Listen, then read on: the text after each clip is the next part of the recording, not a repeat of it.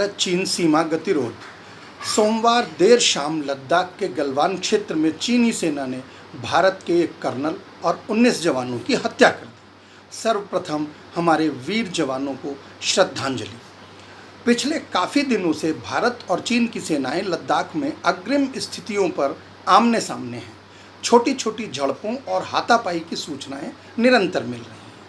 40 दिन से चल रहा यह गतिरोध सोमवार को अचानक हिंसक हो गया और ऐसा पिछले 40 से 45 सालों में पहली बार हुआ। इस बीच दोनों देशों में सैन्य अधिकारी स्तर पर वार्ताएं चल रही थीं और आशाजनक परिणामों के संदेश आ रहे थे। अचानक स्थिति विस्फोटक हुई और हमारे 20 जाबाज सिपाही ले लिए गए। शांति काल में एक साथ इतने सारे जवानों की कभी भी वीरगति प्राप्ति नहीं हुई है। सारा देश स्तब्ध है, गुस्से में है।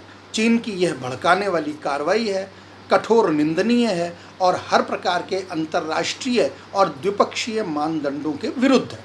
आइए जानते हैं कि विवाद क्या है। भारत और चीन के बीच 4050 किलोमीटर लंबी सीमा रेखा है, जिस पर लद्दाख, हिमाचल प्रदेश, उत्तराखंड, सिक्किम और अरुणाचल प्रदेश राज्य हैं। वर्तमान टकराव का केंद्र पूर्वी लद्दाख का गलवान क्षेत्र है। 1962 के भारत चीन युद्ध के बाद पहली बार यह क्षेत्र उच्च स्तरीय तनाव का क्षेत्र बना है। यहाँ पर एलओसी की स्थिति स्पष्ट है और दोनों देशों को स्वीकार है, इसलिए इस गतिरोध का कारण अचंभित कर देने वाला है। 1962 के भारत चीन युद्ध का एक प्रमुख कारण चीन द्वारा भारत के क्षेत्र अक्साई चिन में एक सड़क का निर्माण था, जो चीन के जिनजियांग से तिब्बत के ल्हासा तक जाती थी और चीन ने युद्ध के समय इस क्षेत्र पर अपना अवैध कब्जा जमा कर इस क्षेत्र को और इस सड़क को वैध दिखाने की कोशिश की थी। चीन की यह सड़क G219 भारतीय सेना की पहुंच से दूर रहे, इसलिए इस क्षेत्र में चीन बार बार दखलंदाजी करता है और अपनी गतिविधियों पर भारत की नज़र को रोकने के लिए इस क्षेत्र पर अपना दावा करता है। पिछले दिनों भारत ने दरबुक शोकगांव दौलत बेग ओल्डी क्षेत्र के लिए अपना एक सड़क निर्माण किया था, जो सामरिक रूप से सैन्य आवागमन के लिए उपयुक्त थी। इसके बनने के बाद से ही चीन बहुत ज़्यादा घबराया हुआ है और चिढ़ा हुआ है। भारतीय सेना ने गलवान नदी पर हमारी अग्रिम चौकियों की स्थापना 1962 से पहले ही 1/8 गोरखा राइफल द्वारा कर ली गई थी, जो चीन की समजुलिंग चौकी के सामने है। इस चौकी के ऊपर युद्ध के दिनों में मेजर हबनीस द्वारा जाट रेजिमेंट के मेजर द्वारा युद्ध किया गया था। बाद में मेजर हबनीस को चीन ने बंदी भी बना लिया था।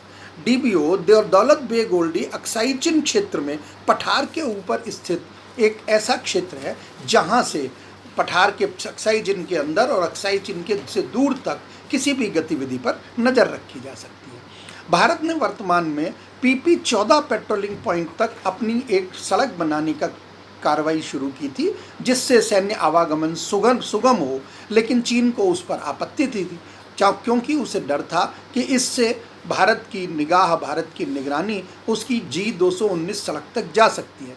इसीलिए चीन इस बुरी तरह से इस क्षेत्र में अपनी उपस्थिति बनाकर गतिरोध पैदा कर भारतीय सेना को दूर करना चाहता है।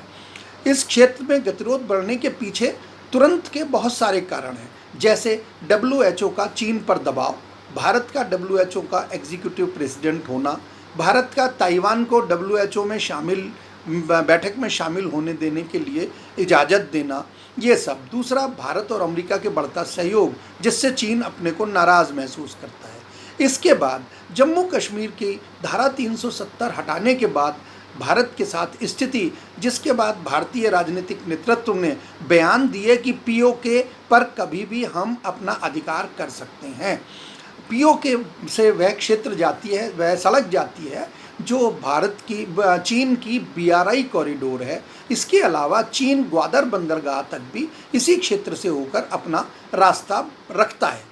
चीन को यह डर है कि POK पर कब्जा होने के बाद कहीं ऐसा न हो कि उसकी सारी योजनाएं खराब हो जाए। अब समस्या सब समस्या हो जाएंगी, चीन का सारा कार्यक्रम गड़बड़ हो जाएगा। चीन इतिहास को अपनी स्वच्छंदता के हिसाब से रखना चाहता है और सीमाओं पर छेड़खानी करके भविष्य में POK पर भारत की